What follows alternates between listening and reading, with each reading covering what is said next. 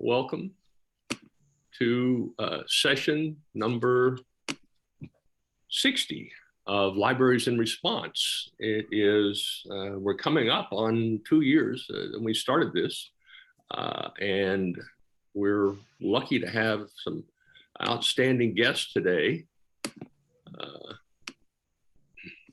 Excuse me.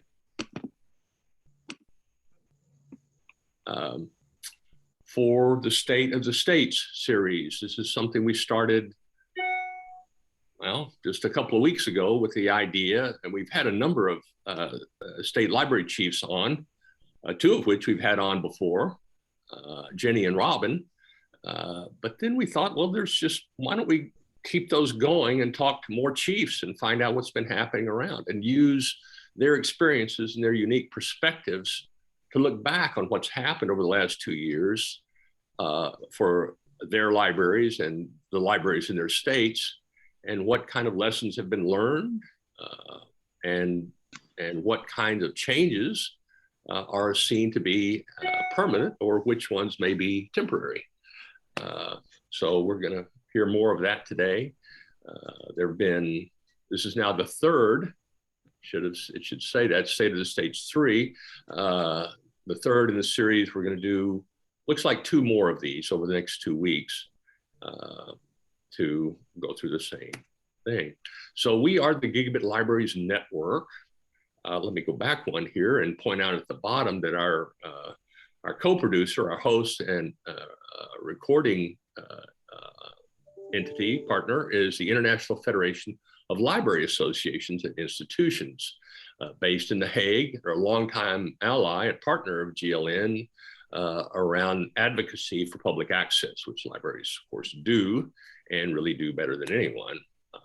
So we have Valencia at the helm there in the Netherlands, doing the Zoom hosting and the recording, which will be up soon, maybe later today or by Monday at the latest.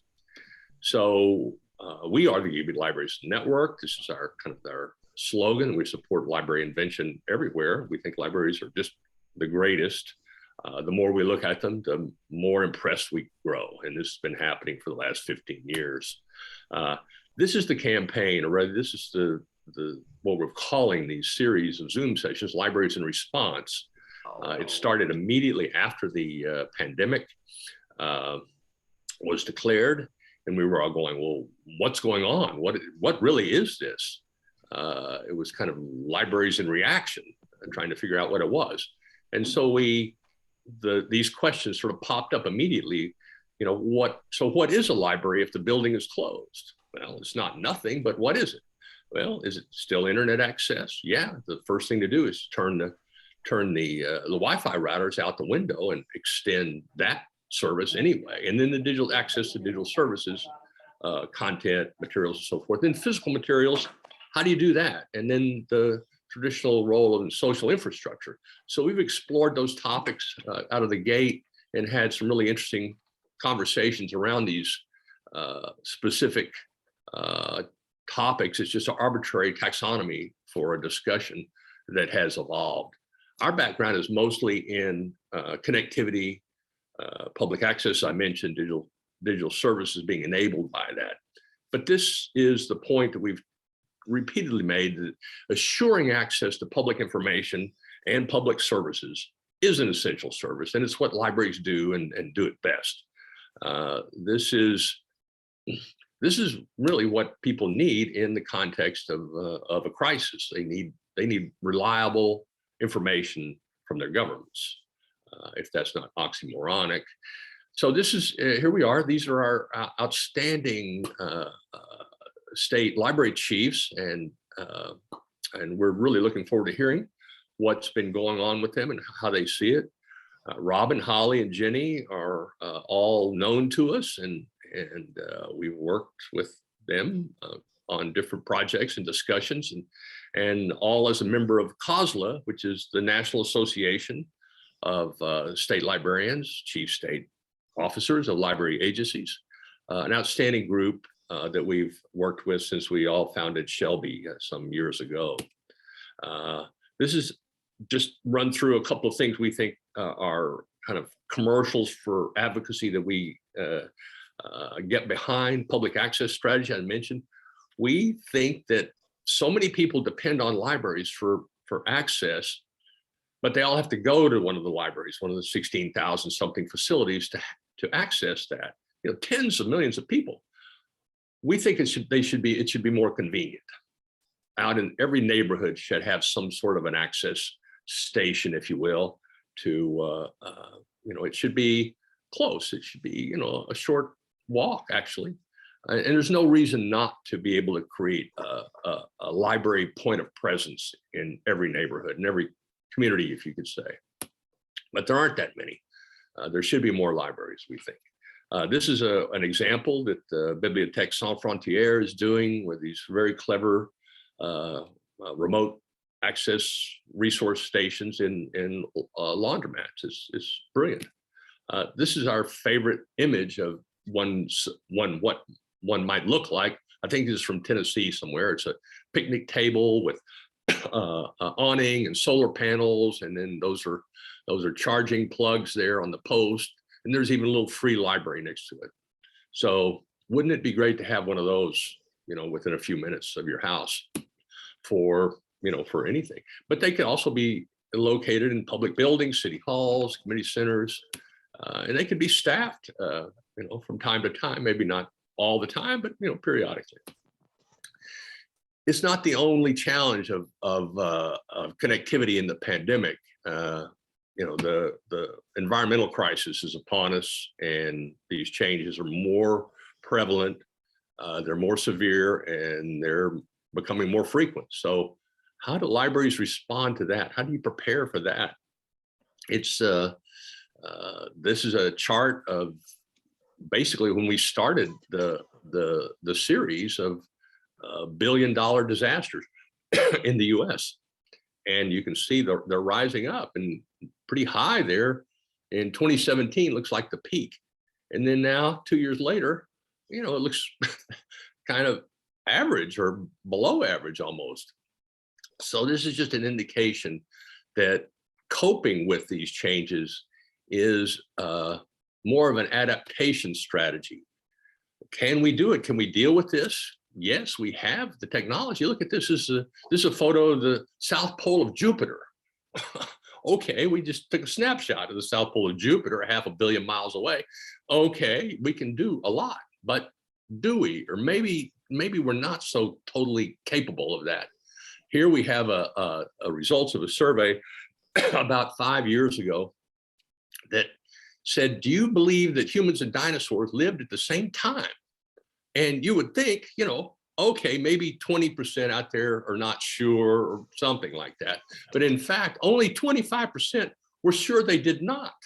And everybody else was kind of not sure. Maybe they did, maybe they didn't. I put all the definitely not, everybody that's not in definitely not in the same category. They missed that day at school or something.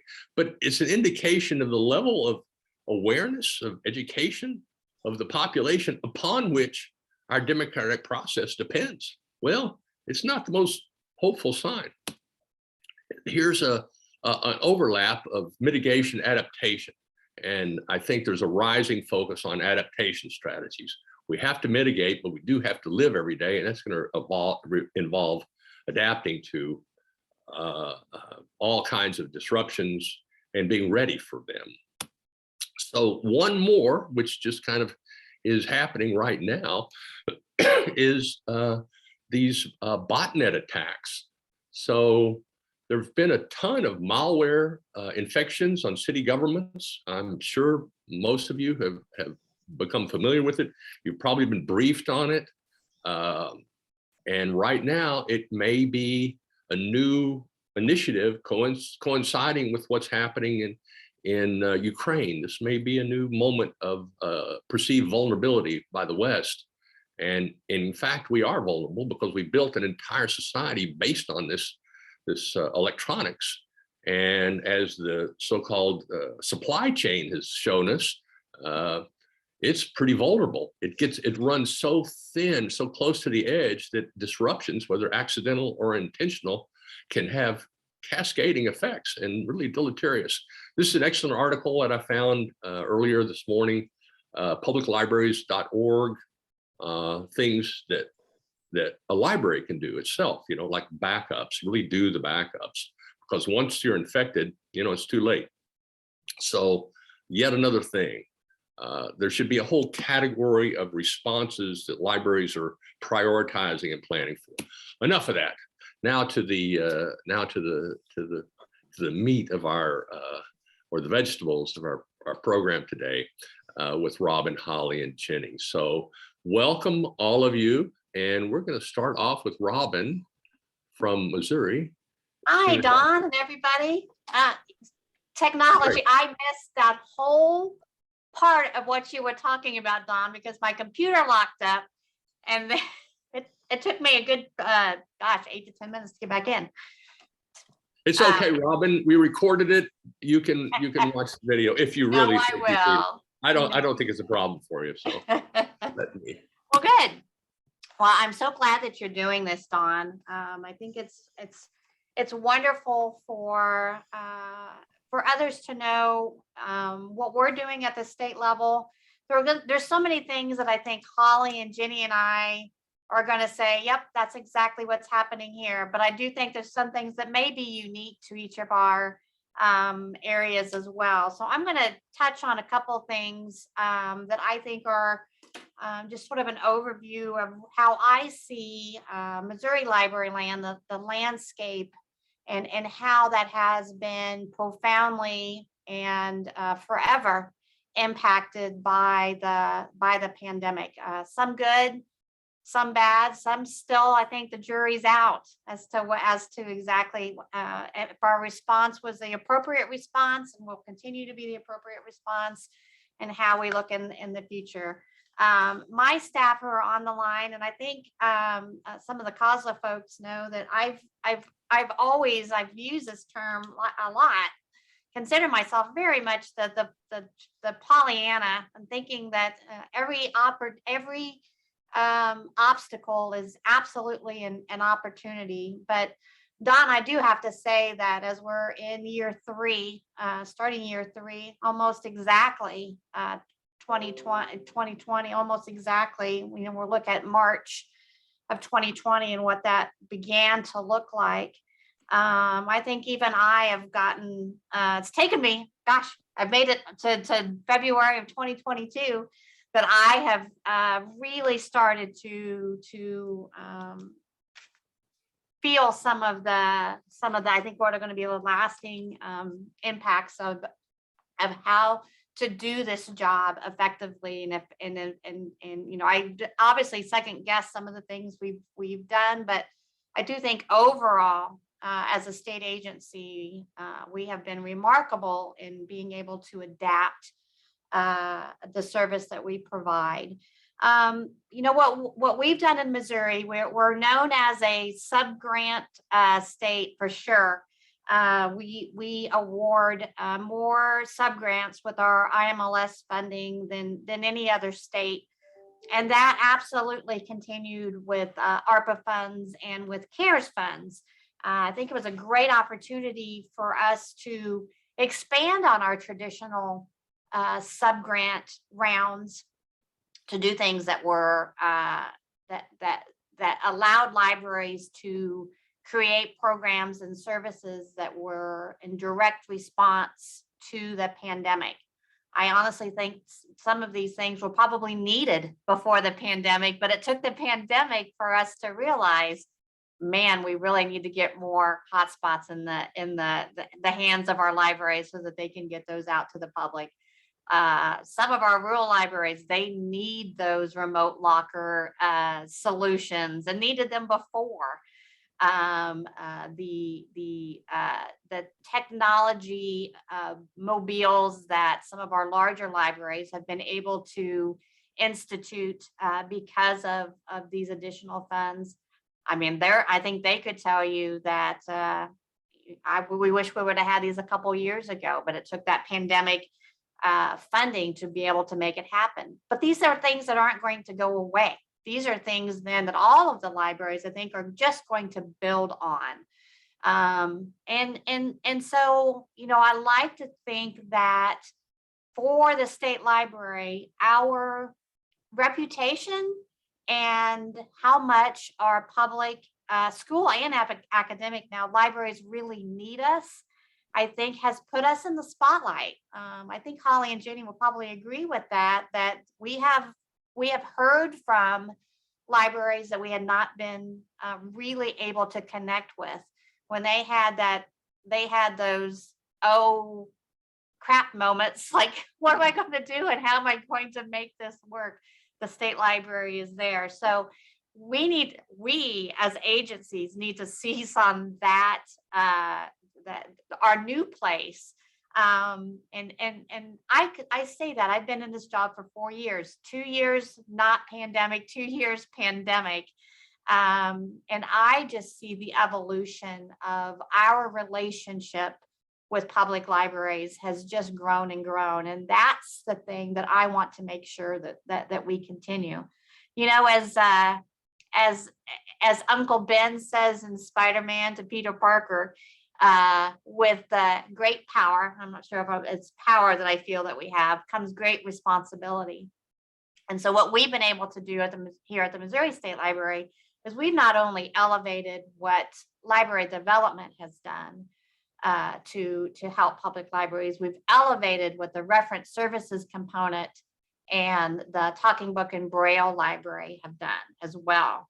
The Wolfner Talking Book and Braille Library, they made it a mission to contact, I would say virtually every patron of that library in one way or another, just to make sure that we're servicing those patrons in the best way we can.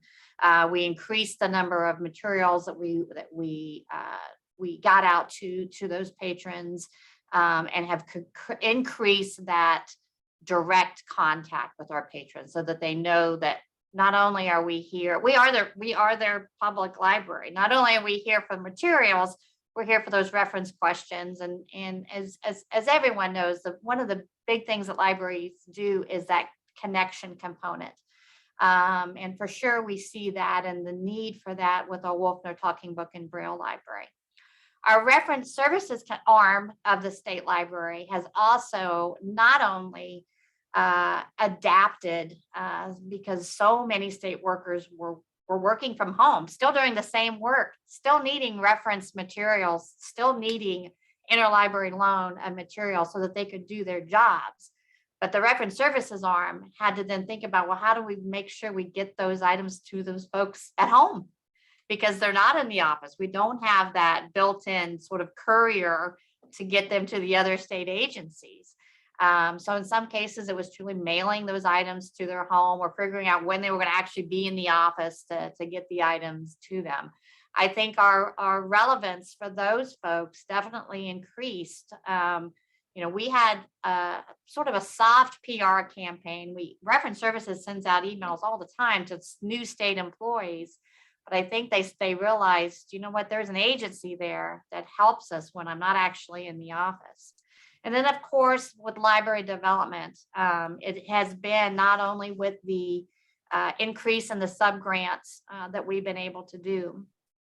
I think one of the most important things that we've been able to do was from day one, and for me, day one, I think about it was March 18th. I think about that day when we started to do the public library forums, which we had never done that before. We had never really gathered all of the public library directors in the state on a regular basis to just talk, to tell them what we were doing here at the state library, but for them to have a connection with each other.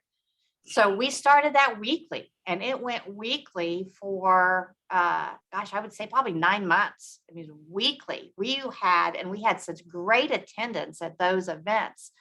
And so much of that was, yes, they needed to know what was going on with CARES funds and ARPA funds. And we really stepped up our professional development opportunities as much as we could. We pushed out our archives. If we're not having something, we'll have some additional archives for you to view. The Homeless Training Institute, we pushed that because we knew that there was library staff members at home that needed to continue that professional development, because some of the directors were saying, while you're at home, we want you to be doing something. So we felt that the need to be able to provide that.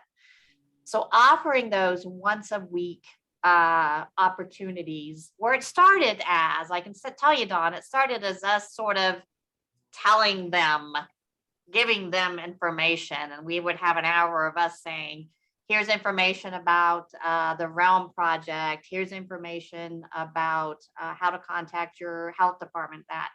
So what it became, Dawn, was us sort of sitting back and just facilitating these fantastic conversations that these library directors were having with each other. A library with 1.5 FTEs getting advice from a library with 300 plus employees. And it was relevant information, because it didn't matter the size of the library. In a lot of cases, they were all in the same boat. And it certainly, I think, built this sense of fellowship among the public libraries during that time. And as we look, I almost hate to say it out loud, not the end. I don't think we're at the end, but we're at a different period right now with the pandemic, that now the conversations that they're having are about book challenges. They're about ebook publishers and how to get the most bang for your buck when you're purchasing ebooks. So while the conversations have definitely changed over time, the need for that fellowship has not changed, and I don't think it will, Dawn. I think truly, if I can say that there's something great that we've done, in addition that I feel like the way we've administered the funds has been wonderful. It's to allow our library directors in the state to feel like there truly is a place for them. Now it's once a month to come together. We've had some of these where we've actually said at the beginning, okay, this is one we're not going to record, just because we will want that free and open conversation to happen the way that it needs to happen. And so, I'm so proud of being in this role. And the reason is, as a former library director in this state, I know the need is there for our libraries to look up to someone when they're yelling help. And I think that that's part of what the state library's role is. Our goal is always to become more visible and needed by our libraries. And I absolutely think that we've done that and have sealed our place of importance in their lives, and some of it's even personal. The other thing I want to touch on, and I think Holly and Jennie probably, and hi Jamie, I see other chiefs on here, is the amount of turnover in library directors in the state. So one of the things that we've started, and again, this is something that's going to continue, is our new director orientation, where we started this last fall, Dawn, and we probably had 30 libraries at that point, library directors who were new at that point. We did it again this spring, and I probably have that many new library directors in the series again. So what we're seeing is, some of the most prominent library directors in our state are retiring, and in some of our libraries, since the pandemic has started, they're on their third director, and I know it's a very difficult job. So what I think has really been apparent is the need to continue, probably still twice a year, a new director orientation, where we are meeting once a week virtually to cover everything from finance to running board meetings to records retention, and the resources that we have here at the State Library. And then it culminates at the end of the period in an in-person meeting that I think we're going to be able to do in June, and that we did in December as well, so that these new directors can get together and hopefully encourage each other as much as possible, because I'm really concerned about the drain of librarians in the state, in particular library directors, that we do have some libraries that are just struggling so hard to find a director, that I really worry about the future of some of these libraries. So we're going to do everything we can to just encourage. And some of that is just with training and just letting them know that we are here. So those are the main things I wanted to cover. And do you have any questions, Don, or comments? Tons of Okay, questions. good. but I don't want to take too much time with it, but you make a really powerful point about the turnover. And, this is happening kind of across the board on especially public facing jobs where it just gets the most intense. But it seems to make the point that it's even more important for the state agencies to be there for, to support the new directors who are coming in trying to deal with, right in the middle of a crisis or one crisis after another. And so I guess my question, and we can do, open questions after we finish presentations, would be, what's your sense of the degree of local support for libraries across Missouri? Is it strong, or more of the same, up or down? I would say that the local support is stronger than it has been. And I think part of this, Don, is that while the libraries maybe physically weren't open, the majority of our libraries offered something, whether that was curbside service. We had curbside notary service at our last election, 2020 election. A lot of the absentee ballots had to be notarized. Well, there's not enough notaries in the state during a pandemic to make that a reality. So we quickly tried to help our libraries to get staff to become notaries so that they could help provide that. And my office, we did press releases about what it is that libraries are doing to help during election time, during the pandemic, getting information out there. So my feeling is that overall, the public sentiment in Missouri about libraries it's not so much that they had a bad feeling of them before, they just didn't know. They just didn't know that their library that had even ebooks. I testified in front of a hearing about the ebooks bill we were trying to get passed, and to have a legislator that didn't even understand exactly what an ebook was. So here I am at a hearing educating a legislator about how he was going to get this ebook. He thought he was going to have to come in and take a iPad home with him to read it. So I know it is classic, isn't it?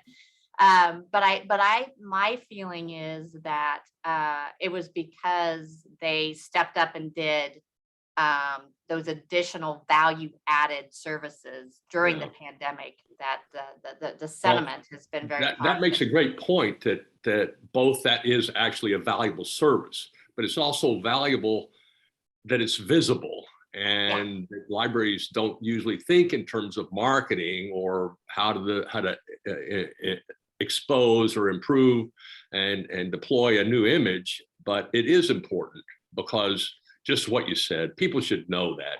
Everybody should know you can go online and get an ebook from the library. Yep. We'll come back. Okay. We'll move on now and welcome Holly Henley from Arizona. First time presenter on Libraries in Response. Thank you, Holly, for coming. Welcome. Please tell us what's been happening there in the state of Arizona and what you see ahead. Okay, thank you, Don. I appreciate the invitation. I'm going to stop my video and share my screen right now. I have some slides.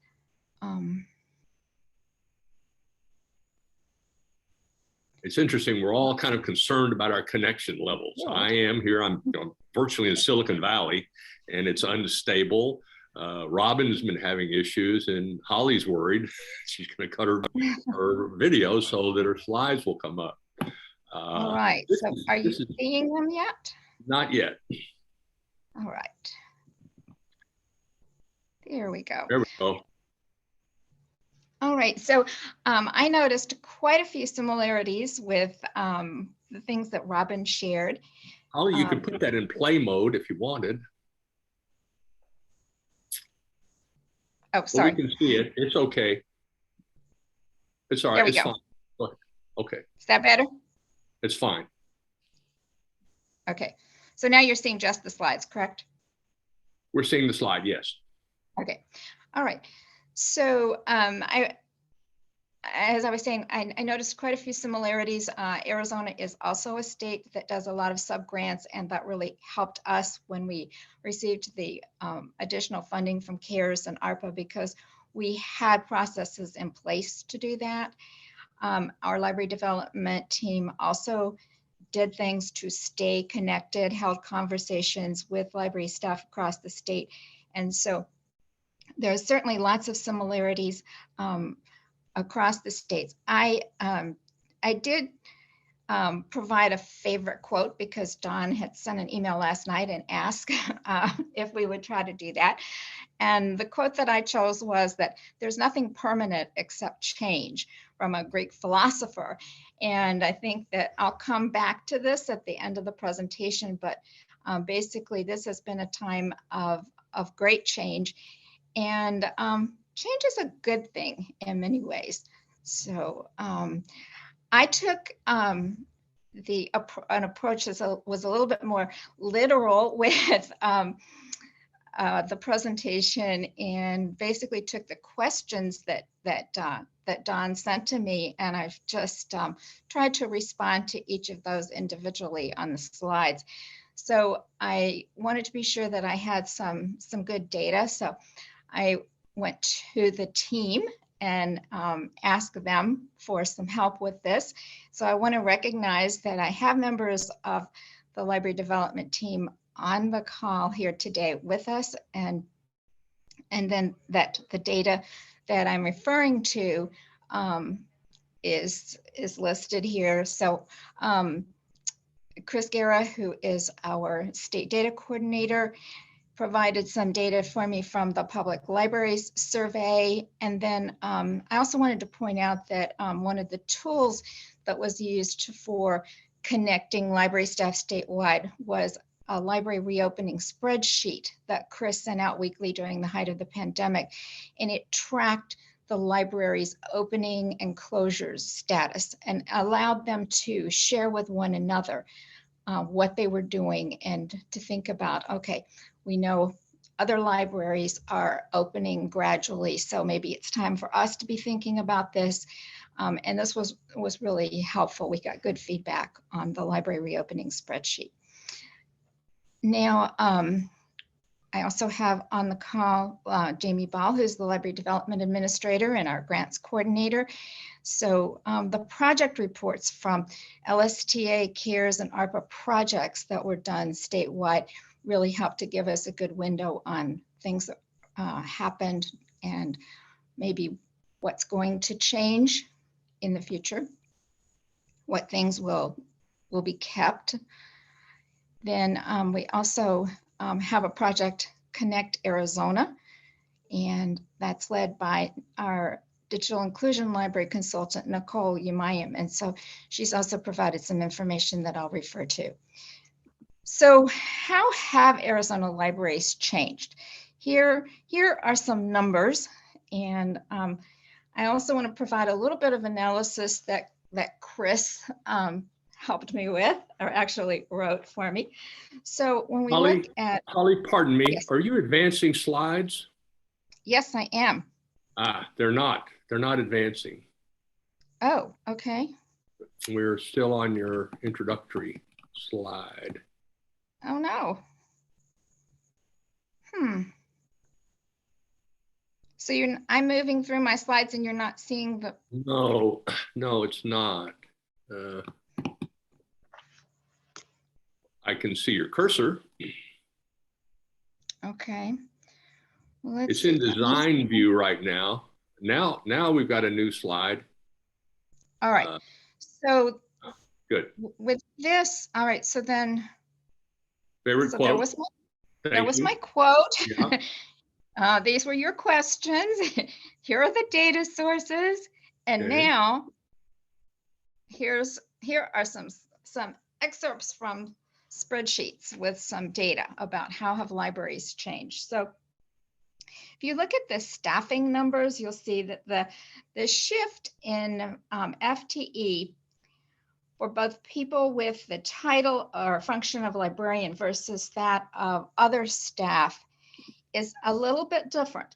The librarian FTE has in fact seen an increase since 2019 of over 6%, while other library staff have been the source of the decrease, dropping just over 4.4% in that same time period. One possible hypothesis for this is that the pandemic saw a number of libraries make efforts to retain their professional staff, and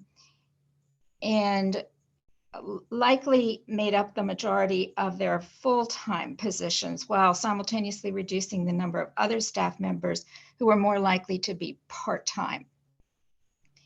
And then related to budgets, the early indications with the pre-vetted 21 data, which I need to make sure that I make that distinction here, that our 21 data has not yet been thoroughly vetted, but we're using that to try to help get the picture here of the changes over this 3-year period. But these early indicators show an expected increase in local and federal support, with a generally diminished level of support on the state side. The sizable increase in the federal revenue was expected, of course, due to the passing of ARPA and CARES Act. However, the most surprising changes that need more follow-up is the seemingly large drop in the other revenue for the fiscal year 21. This category by the IMLS definition includes monetary gifts and donations, interest to library fines, fees for library services, or grants not already reported in these other sections. And then looking at the expenditure numbers over the past few years, with an overall minimal change to to staffing, to FTE, it's not surprising to see a minimal change of library staff expenditures. However, we know that one area where costs likely went up was with electronic collections, and the numbers seem to support that. Despite the expenditures appearing to drop as a percentage of total operating expenditures to below pre-pandemic levels, it's actually increasing as a percentage of total collection expenditure. And by FY21, up to 42%. So then looking over at the services, we can see that significant drop in the public service hours and library visits. And of course, that happened during the closures. But Arizona's public libraries continue to find ways to meet their community needs. And just like Robin talked about the fact about local support and how it increased because the libraries, even though the doors were closed, they were finding ways to continue service.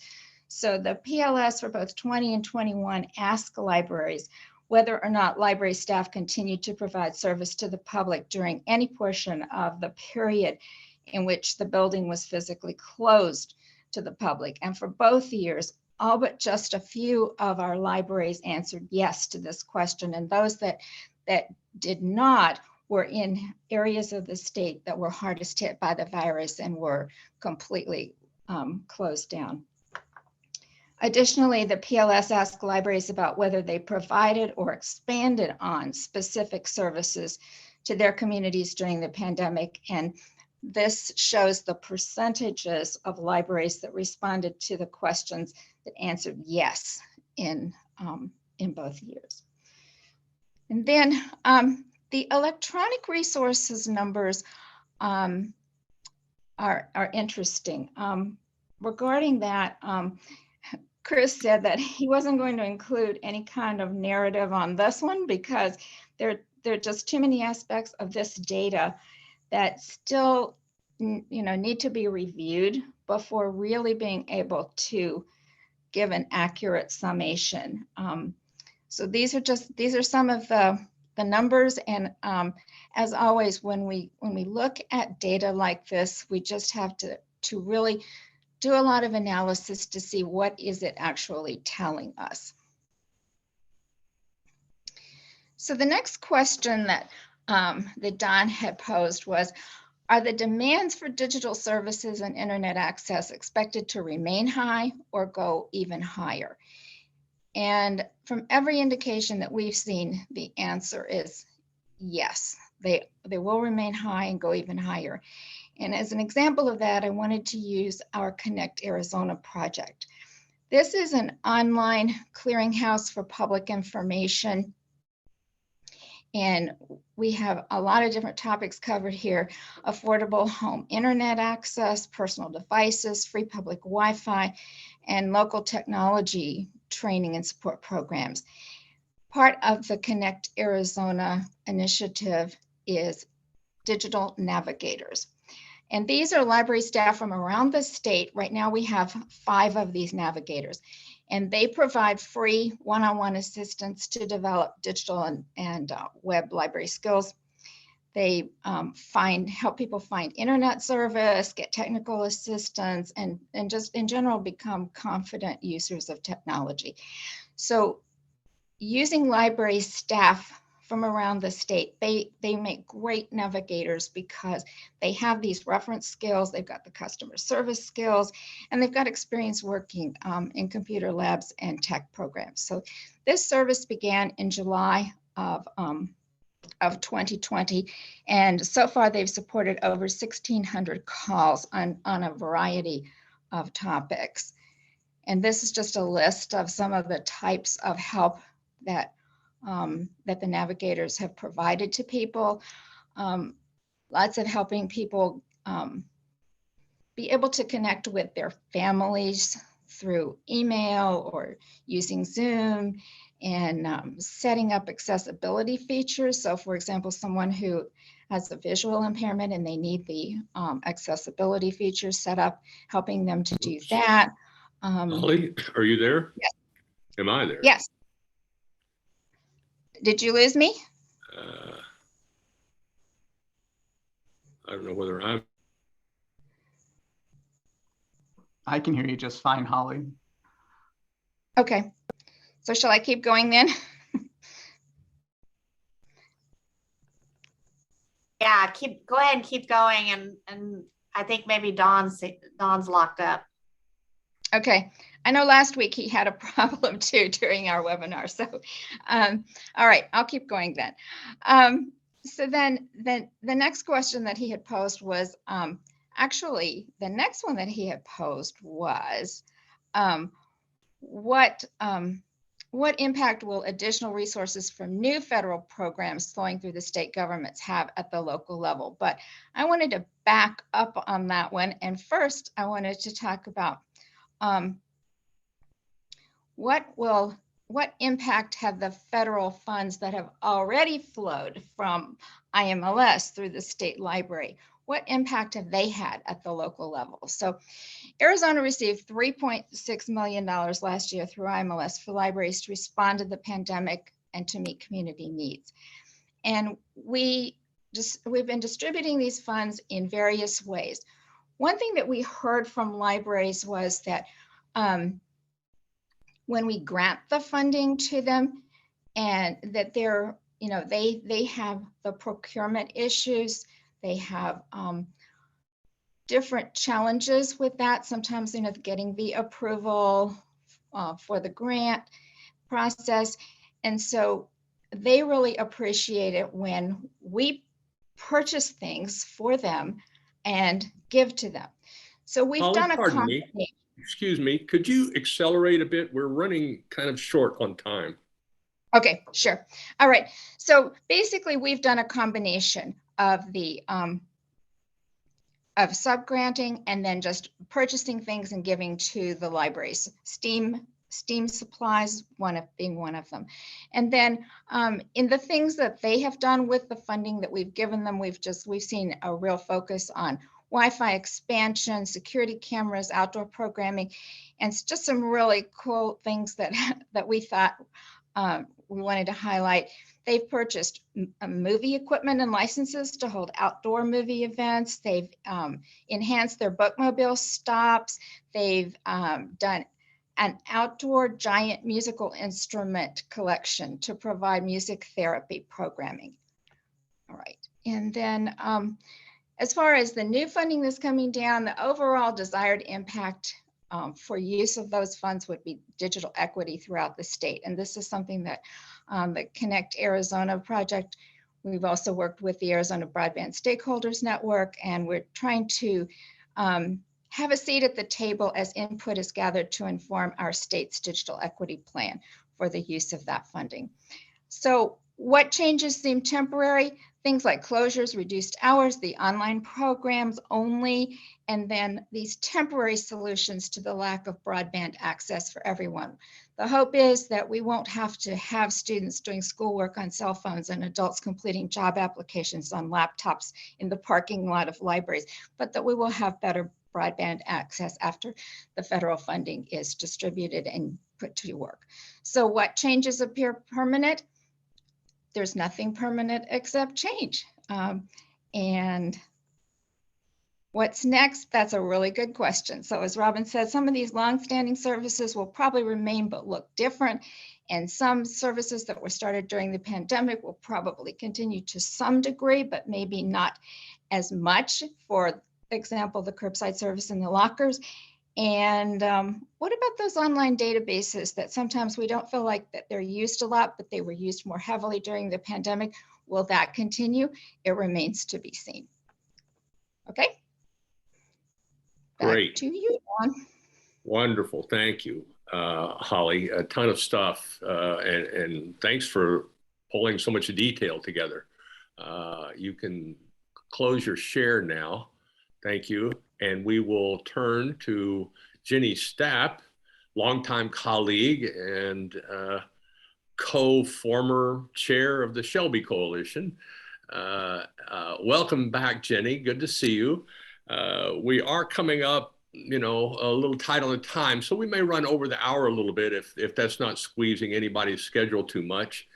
So welcome, Jennie, and tell us what's happening in the great state of Montana. The great state of Montana, the big sky. Hey everyone, it's great to be with you, and it's great to see you, Don, and so many of my colleagues. I'll try to keep it brief in case there's any questions. I dropped into the chat a link to a story map that has information about how we're spending our ARPA funds here in Montana, and I wanted to walk through some of that information with you, and then I hope you'll take some time to explore the story map. The story map is something that we are updating on a quarterly basis to share with our legislature here in Montana so that they are apprised of how we're spending our ARPA dollars. And then, of course, that information is publicly available and available to our members of Congress and IMLS, etc. I always love these sessions. I always love listening to Don. A couple of things that he said that resonated with me that I wanted to respond to. Thinking about a library on every corner in every neighborhood, I was struck by someone who told me recently that our Fort Peck tribal reservation here in Northeast Montana is the same size as the state of Connecticut. And there are 3 libraries on that reservation. Can you imagine 3 libraries in the state of Connecticut? We have a long way to go to think about having libraries that are available and walkable. And Don, I applaud your vision because it's exactly the kind of vision that we should all have and should all be striving for. I also wanted to acknowledge something that Robin had said about how the pandemic has accelerated some of the needs that we knew existed and opportunities to meet those needs that were really reinforced with some of the funding that became available during the pandemic. Never Waste a Good crisis. We actually had a grant application in to get funding for a small hotspot pilot in March of 2020, where we were going to offer hotspots to about 15 libraries in Montana. And with the pandemic and the acceleration of need and the available of funds, we immediately scaled that program statewide. And it's been our goal to make sure that we have hotspots circulating in every county in the state of Montana. And we were able to meet that goal recently. So we're really proud of that. Included in the story map is a link to an online dashboard that we make available that has information about the number of hotspots that are circulating, where they're circulating, how much data is being used. And then we're also asking people to complete a voluntary survey about why they are using the hotspots to give us at least a little bit of qualitative data about the needs that exist to help us talk about the importance of trying to sustain that program as the ARPA funding wanes and we look for new funding opportunities to continue that program. In Montana, unlike my colleagues in Missouri and Arizona, we are not a re-granting state. We use our federal funds to support statewide services like the hotspot lending program. We procure e-resources, much like what Holly described in the Connect Arizona program, that are then available for libraries around the state to offer to their patrons. And we're making a significant investment in ARPA dollars to help extend those resources. We're providing access to more and more content through our partner Overdrive and the Digital Public Library of America. We've been investing in workforce development programs and online testing and training programs, as well as other kinds of sort of e-resources initiatives like playaways and other kinds of technology to help expand e-resource access through libraries. One of the other things that we're doing to support e-resources in Montana and to support education and lifelong learning is to invest in our Montana Memory Project, which is our online platform that we describe as the act of remembering in Montana. That is a platform that we recently migrated to Recollect, which is a program out of New Zealand. If you're not familiar with it, I encourage you to look into it. It's been a really great platform for us. And we're using ARPA dollars to make sure that we have e-resource content to support education that documents the history of every county in Montana. We have about 12 counties left to go. So that's a significant focus for us right now. I mentioned the hotspot program, and we're hoping to be able to continue to sustain that program, maybe with state dollars after the federal dollars run out. That is one thing that we have heard from libraries around the state that they want to see continue. They're willing to invest local dollars if we can come up with state matching dollars to help us continue that program in the future. And then the other major focus of the investment of our e-resource dollars is in helping to upgrade some of the internal wiring in many of our libraries in Montana. There are 82 public libraries, 116 if you count their branches. And in 2019, we used the Internet 2's Toward Gigabit Libraries Toolkit to do a study of the broadband availability and internal wiring in all of those 116 locations. And we've used that information to help prioritize which libraries we will then invest in this kind of internal wiring and cabling upgrades. I want to give a quick shout out to Stephanie in Idaho for all of the resources and guidance that they've provided to us. We've essentially modeled our program on their program. So thanks, Stephanie. And with our ARPA dollars, we're able to invest in that kind of technology for about 30 of the locations in Montana. We have more to go. we're trying to continue to make an argument for additional ARPA dollars from the state to help support more improvements in more libraries. At the state library, we are taking responsibility for all of the work. We have contracted out for a consultant who's gone in and actually created a needs assessment and project plan for each of those 30 libraries. We at the state library are using the state's IT procurement contracts to procure all of the equipment, all of the cabling needed to do that work. We are also then contracting for the installers to go into the libraries and actually do the physical work of installing the new equipment and new cabling. Because most of these libraries are 1 and 2 person libraries. They certainly don't have technology staff on staff at the library. Maybe they get a little bit of support from a city or county. They simply don't have the resources to do that on their own. And so we try our best to scale services to try to leverage the resources we have to take care of those needs wherever we can in that kind of way. So those are the primary focuses of how we're using our ARPA dollars here in Montana. We're working hard to spend those out by the September 30th deadline that is looming for us to spend those dollars. Thinking a little bit about the ongoing needs, I mentioned the Hotspot program. Montana has been sort of last or near last in the ranking of states in broadband availability. We finally have a state broadband coordinator. Woohoo! So that was a big win that came about in the last 6 months thanks to ARPA dollars. And so they are frantically putting together a broadband plan for the state of Montana, and we'll be turning our attention to digital equity plans here in the next several months. And so the state library is well positioned to be able to help with those kinds of programs as well. I know we're at the top of the hour, so I think I'll stop there, and happy to be available for any questions and hang out for a little bit longer if there's anything anybody would like more detail about.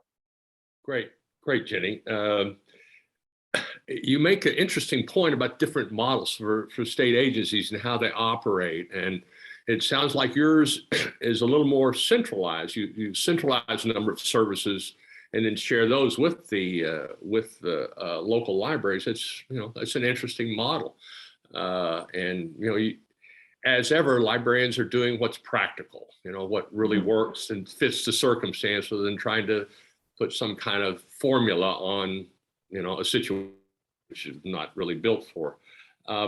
You mentioned was that a task force, a broadband task force was created, or a commission? What did you say was just created in Montana? It's a position, a broadband coordinator position. Coordinator, okay. Well, created and hired. Yeah, that's what we're also seeing is, and are encouraging, is participation by the state librarians in any kind of state broadband policy group, and to be actually, to try to become active members of any commission, task force, whatever, that's looking at policy for the state and planning for a lot of these grants. We've never seen funds like this before for broadband. Of all the billions of dollars that have been put forth, this is greater than we've ever seen. So it's really a moment. We are unlikely to see it again anytime soon. So trying to make the most of it is really key. How do you reprioritize in the context of what's happened over the last 2 years and how you see the future? What is it? Is it just much more digital and that's more or less it? You're having the same kind of turnover issues that Robin mentioned. What are the priorities going forward for you? So we are seeing a little bit of turnover, maybe not as much turnover as Robin is experiencing in Missouri, but a little bit. Some key retirees. I have heard from some libraries that are having trouble recruiting new staff, especially at sort of the library tech level. So I know that that's a challenge. I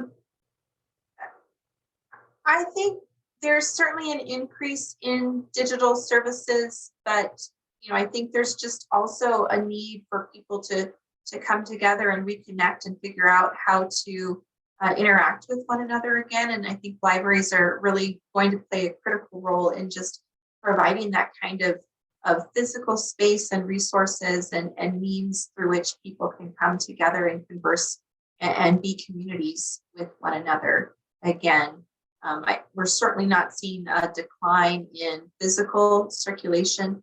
If anything, and I really appreciated Holly's data summary, we're seeing an increase in physical circulation, an increase in use of our courier services during the pandemic. So I think there's just generally an increase.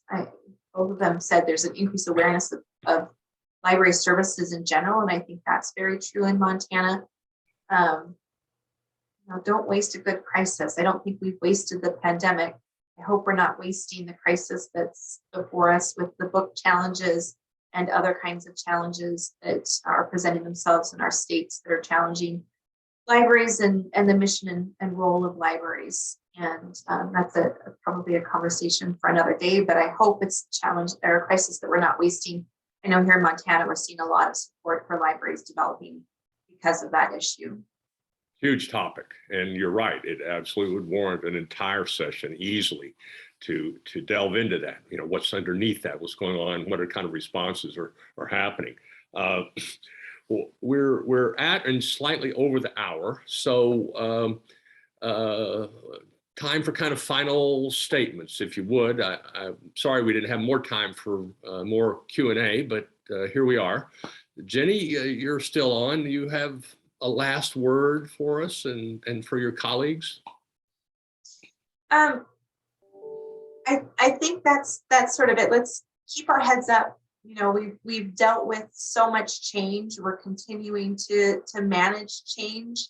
It's a time that can be really, really stressful, but I so appreciated what Robin said about how this period has given us the opportunity to build communities in different ways and to really lean in on one another. And Don, that's what you're doing with these states. And I'm so glad to have been a part of them now for a couple of different sessions. Let's keep leaning in on one another.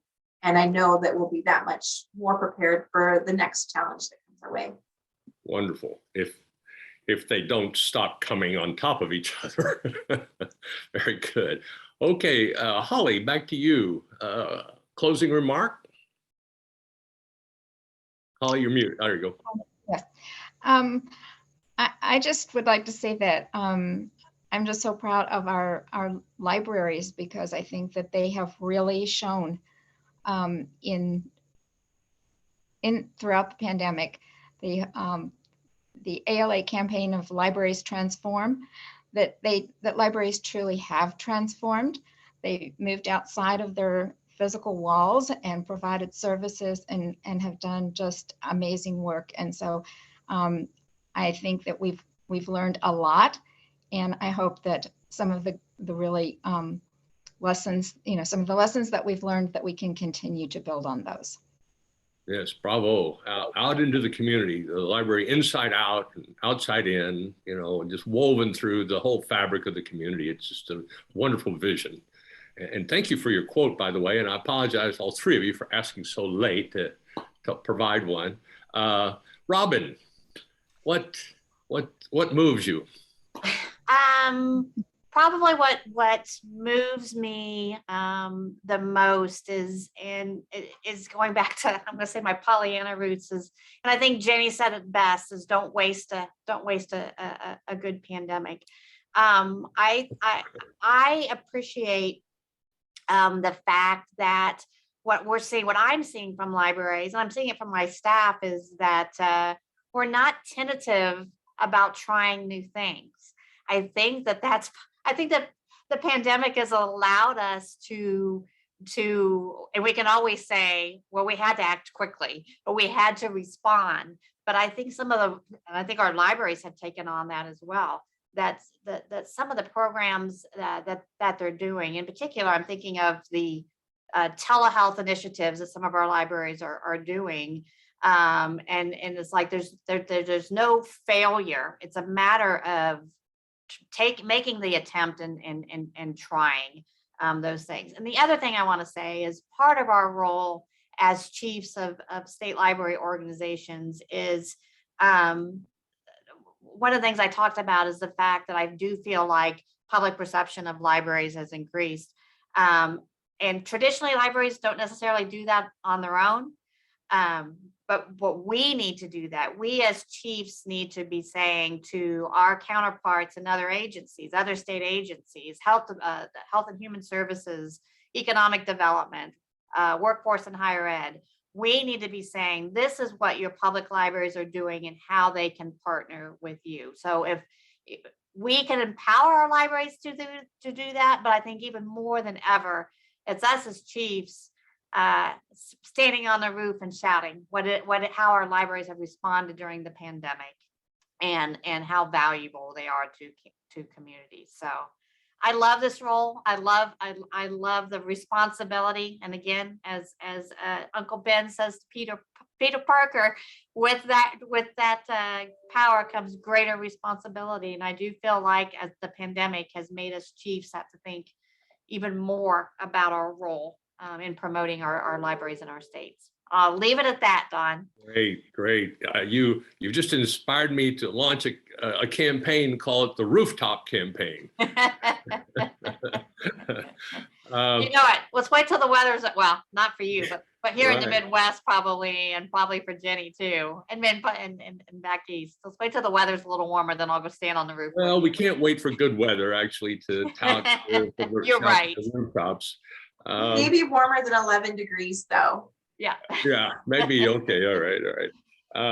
I have my own quote to throw into the mix here by the great Indian philosopher Krishnamurti, who was asked by one of his students, "Master, why is there so much pain and suffering in the world?" And he replied, "To thicken the plot." So who knows? But here we are, and we're in it together, and somehow that will get us through. So if we were all together, actually together, which I hope we will be at some point, we would, I'd like to ask everybody, by the way, to unmute right now, please. Everyone unmute right now, unmute. Stephanie, everyone unmute, please. Because if we were together in the room and we had these outstanding presentations, these great speakers, we'd be giving them a round of applause. And so that's what we're gonna do right now, is give everybody, please, have a round. Yeah, great. Bravo. Thank you. We'll have the recording up soon. We're going to close this session now, but we're going to hang out for a little while, and you're welcome to. We realize people have other things to do, but if you want to hang around and chit chat, we're going to be here. So with this, we will say thank you very much.